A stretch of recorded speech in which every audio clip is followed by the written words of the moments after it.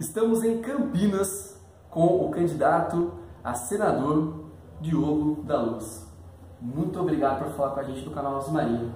Um grande prazer, eu que agradeço o convite de poder falar com tanta gente de uma coisa tão importante para esse nosso Brasil, que é política, que a gente precisa da política. A gente não pode não aguentar mais a velha política. Nós temos que entrar para fazer uma política nova, decente e correta, e eu conto com você para divulgar as nossas ideias. Perfeito.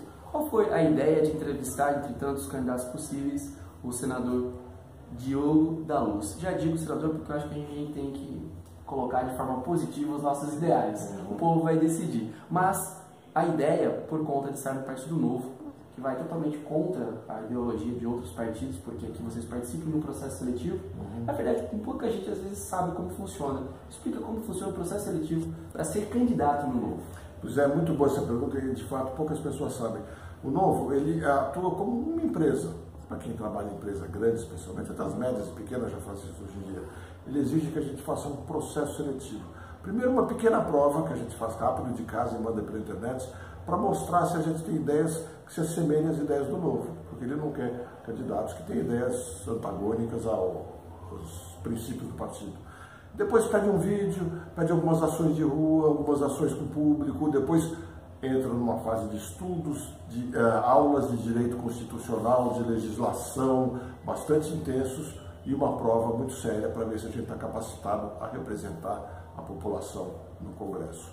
Isso dá muita segurança para o eleitor e para a gente também, que a gente sabe que a gente está testado e capacitado para fazer isso. Perfeito. E aí, de repente, o candidato ele tem interesse ali para estadual, federal, senador, e aí, de acordo com a desenvoltura dele, é que é oferecido? Ou é ele que se interessa por um cargo e se candidata para esse cargo? Ele pode se candidatar especificamente ao cargo. Ele pode dizer, eu quero especificamente esse cargo, e o partido poderá dizer sim ou não. Nós tivemos caso de candidato que não foi aprovado para um cargo e depois foi aprovado para o outro cargo. Ele fez um segundo processo seletivo e aí foi aprovado para outro cargo. Apesar do processo seletivo ser basicamente o mesmo para os diferentes cargos, mas é bem como você falou, o Novo avalia as competências de cada um, o envolvimento, a dedicação e uma série de outros valores da própria direção do Novo, lembrando que quem é dirigente do Novo não pode ser candidato, nem entra no processo seletivo. Dirigente é quem organiza e fiscaliza. Aqui não tem aquela coisa do dirigente falar o meu partido vai onde eu quero ir porque eu vou ser o meu candidato, o candidato de mim. Isso não tem, né? E aí o Novo pode escolher, especialmente os cargos majoritários, o Novo acaba escolhendo aqueles que ele veja com melhor identificação dentro do grupo todo. Diogo, agora o Senado vai renovar 2/3. Nós temos 81 senadores, 2/3 serão renovados agora. O estado de São Paulo, ao lado dos outros 25 estados, devem ser estados mais o Distrito Federal, é um estado muito importante e a renovação agora é de máxima importância, porque são 81 senadores representando mais de 200 milhões de brasileiros. Então, vou fazer perguntas para o senhor agora na área de segurança, saúde e educação, brevemente até para que depois a gente deixe suas redes sociais para que as pessoas pesquisem mais a fundo. Vamos começar com educação. Obrigação do Estado hoje, ensino fundamental. De forma progressiva, o ensino médio. De forma meritocrática, o ensino superior. Na área de pesquisa, há, de repente, uma dificuldade em nós termos lisura nesse processo para que mais pessoas consigam dinheiro para trabalhar com pesquisas, porque é isso que vai desenvolver a nossa educação num ambiente tão vasto.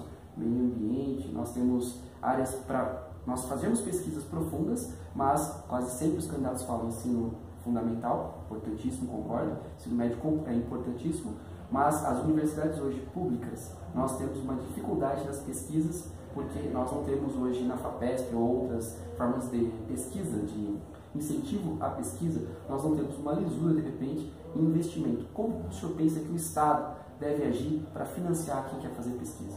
Bom, primeiro, pode deixar o senhor de lado, vou deixar o senhor acima, está dizendo, né? Pode chamar de você. É coisa de hábito, porque na área de segurança a gente chama todo mundo de senhor, né? Tá certo, tá, mas sem problema nenhum. Falando em pesquisa, até tem um dado interessante. Sabe que a Bayer, que é uma empresa grande, mas é uma empresa, a Bayer sozinha investe mais que o Brasil inteiro investe em pesquisas. É uma coisa impressionante como a gente não valoriza a pesquisa aqui no Brasil. Tá? Sobre o ensino, sobre todas essas coisas de pesquisa, eu entendo que a gente precisa descentralizar mais o Brasil. Vamos começar no ensino básico. Não tem sentido a gente ter uma concentração de escolas, o ensino fundamental, o ensino médio. A gente tem 5.400 escolas sob o comando da Secretaria de Educação do Estado de São Paulo. 5.400 escolas. É muita escola sob o comando de um único secretário. Não dá para ele saber nem o nome de 2% das escolas e ele que nomeia todos os diretores e destitui também. E poderão dizer, não dá para imaginar, mesmo que digam, mas tem 60 coordenadores regionais, também não chega a abranger, quer dizer, a gente tem que trazer a decisão da escola para as famílias. Quem mais pode se interessar pela qualidade da escola do que os pais? Os pais querem o bem dos filhos, os pais colocam os filhos na escola para que os filhos não sigam em frente. Os pais têm que participar das decisões das escolas.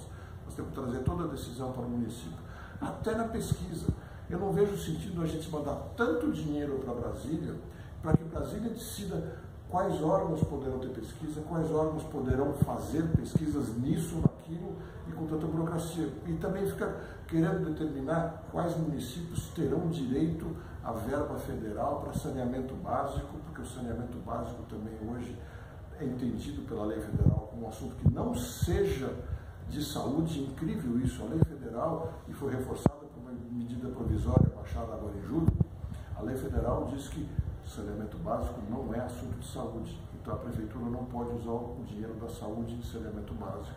Ela tem que ir a Brasília buscar esse dinheiro, com um projeto complicado a ser aprovado na Agência Nacional das Águas. E saneamento básico é sentar uma ilha e fazer uma caixa de captação, especialmente nos 400 municípios de São Paulo, que tem menos de 50 mil habitantes. Nos grandes é mais complexo, mas a gente está falando dos pequenos e médios. Fazer o saneamento básico desse ano, buscar o dinheiro em Brasília com um projeto sofisticado que ele não sabe. Isso vale para todos os setores. Perfeito. Gostei da resposta, mesmo saneamento, só para falar um dado, uma cidade chamada Lagoa da Confusão, no interior de Tocantins, está nem Rede Globo pega. E o prefeito dizia que os antecessores falavam que saneamento era obra enterrada, por isso ninguém fazia. A questão é complicada, não é? Eu ouço bastante falar isso, mas eu estou convencido que, pelo menos andando aqui em São Paulo, onde existe uma boa consciência, eu estou convencido que não é essa a questão, não. Eu acho que a questão é dificuldade de fazer. O Brasil está muito engessado. As cidades, especialmente as pequenas, têm que cumprir tanta regra, tanta determinação, quanto vai investir na saúde, quanto vai investir no ensino, quanto vai investir, quanto vai gastar com funcionalismo, que no final sobra 10%, ou às vezes até menos de 10% do orçamento do município, para que a prefeitura possa dispor como achar melhor. É muito gesso no Brasil. Não acho que seja tanto assim, acho que as pessoas têm consciência de que o saneamento básico lhes agrada. Você vê em pequenos sítios, chácaras, etc. As pessoas fazem elas próprias uma caixa de captação, uma fossa cética. As pessoas mais humildes também têm interesse em saneamento básico. Dá vontade de perguntar várias coisas, mas vamos lá para a área da saúde e segurança para a gente terminar também e continuar com o evento. Saúde. Hoje, o senhor acredita que a facilidade de acesso às vezes dificulta, porque as pessoas têm facilidade de acesso de ir ao médico, não tem a qualidade. Mas talvez nós tenhamos excesso de atendimento de pessoas que não precisam. E aí os necessitados, o que fazer para que nós conseguíssemos, não só pela conscientização, que é um dos mecanismos, mas que seja mais seletivo esse atendimento para que nós tenhamos uma saúde mais fluida? Acho que também a descentralização, deixar mais dinheiro nos municípios, acho que é muito melhor, incentivar as Santas Casas. Mais de metade dos atendimentos do país são feitos pelas Santas Casas e a gente tem deixado elas de lado, a gente tem desprestigiado elas. Eu sou do tempo em que eu escutava falar que as pessoas que não tinham, ou que tinham muito dinheiro, ou que não tinham para quem deixar parte do seu dinheiro, deixavam para as Santas Casas. Vai lembrar que a Santa Casa de São Paulo, que está perto daqui, é dona daquele prédio do MAP. Você acha que não é do tempo, não conheceu o MAP? Conheço, mas aquele prédio dava muita renda para a Santa Casa. Aquele prédio foi doado. Essas coisas a gente não vê mais, tem que valorizar mais esse tipo de coisa, entregar mais dinheiro à Santa Casa, confiar mais a ela. Eu me trato na Santa Casa de São Paulo, o meu médico, meu clínico geral é da Santa Casa, ele determina outros médicos caso venha precisar, e lá tem uma coisa que falta muito no estado de Municípios, o prontuário da pessoa. Essa é uma das razões principais para eu gostar da medicina da Santa Casa. eu tenho um prontuário, desde a primeira vez que eu fui atendido lá, sabe-se tudo. Então essa coisa de muita gente que está voltando diversas vezes, tem gente que vai ao médico para buscar atestado. É minoria, mas tem. Ou tem gente que tem medo, tem preocupação, hipocondria, e é legítimo isso aí, a gente tem que compreender. Mas com o prontuário, o médico lê aquilo lá, ele já entende muito melhor o tipo de pessoa, e às vezes, lendo, ele entende melhor a necessidade do que fazendo o exame clínico mesmo. Né? Então nós temos que resgatar o valor das Santas Casas, e são locais também. Perfeito. Em relação à segurança, o Estado quer ser sócio do município, para o município pagar a conta, porque os estados estão falidos. Então eles entram na parte da segurança, olha, prefeito, paga o aluguel da companhia da Polícia Militar, empresta funcionário para a Polícia Civil, e as guardas municipais é uma possibilidade, mas é uma criação facultativa. Os municípios criam se quiser, mas quando as pessoas vão atrás da segurança pública, procuram o prefeito. E ninguém morre no estado, as pessoas morrem na cidade e vivem na cidade. O senhor pensa nisso? Exatamente, as pessoas vivem na cidade, ficam doentes na cidade, se atendem na cidade, estudam na cidade, os buracos estão na cidade, o tapa-buraco está na cidade e as soluções também estão na cidade. Por isso que eu defendo insistentemente que fique muito mais dinheiro nas cidades, mais poder de decisão nas cidades, menos ordens de Brasília. Brasília dá ordens esdrúxulas para a gente, começar com aquelas tomadas que tanto perturbam a gente. Para quem não sabe, aquilo é uma portaria do Inmetro, não é nem sequer lei. O Inmetro baixou uma portaria que criou essa confusão toda e pouco ganho a gente teve, porque a tomada pode ser boa, mas ela não se conecta com muitos aparelhos, então não adianta. Né? Então, voltando, deixar mais recursos na cidade e mais liberdade. A Constituição manda que só o governo estadual possa exercer de fato segurança. E tem que ter duas polícias, uma civil e uma militar. Não quero entrar no mérito se é bom duas polícias. 26 estados tem que ter apenas esse modelo. O que eu prego é liberdade aos estados e aos municípios de organizarem polícia se quiserem. Nós estamos aqui próximos de Valinhos, que é uma cidade, Valinhos, Vinhedo, muitas outras, que perceberam há muito tempo o valor dos seus condomínios, o valor de dar segurança para as pessoas. Eu tenho a convicção que seriam algumas das cidades e muitas outras teriam sua polícia investigativa, outras teriam convênios com o governo do estado, dizendo eu quero tantas delegacias, tanto efetivo, tantos carros de polícia. O importante é que você deixe o recurso da cidade e a decisão, porque deixando o recurso ela pode decidir e aí pode fazer essa parceria ou ter a sua própria polícia. Para quem não sabe e estranha isso, vale lembrar que Nova York tem uma polícia de terror fantástica. E a polícia de terror de Nova York é municipal, ela não é estadual nem federal. A gente pode ter isso aqui sim. Para finalizar, quem elege senador, elege seus suplentes. Quem são os seus suplentes? Muito boa pergunta. Os suplentes fizeram o processo seletivo que nós falamos no começo também, podem perfeitamente nos representar, tanto que eles nos representam em eventos de campanha que eu não posso ir.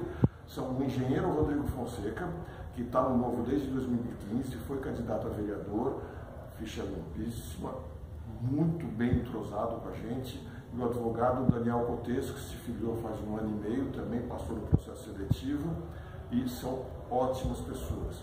Eu vejo por aí, tem gente que vai falar, não estou gostando do meu suplente, aqui não tem esse problema não, a gente mostra, eles trabalham e trabalham na campanha. O Daniel cuida de toda a controladoria da campanha, e o Rodrigo falou, eu aceito ser seu suplente, mas eu tenho uma condição.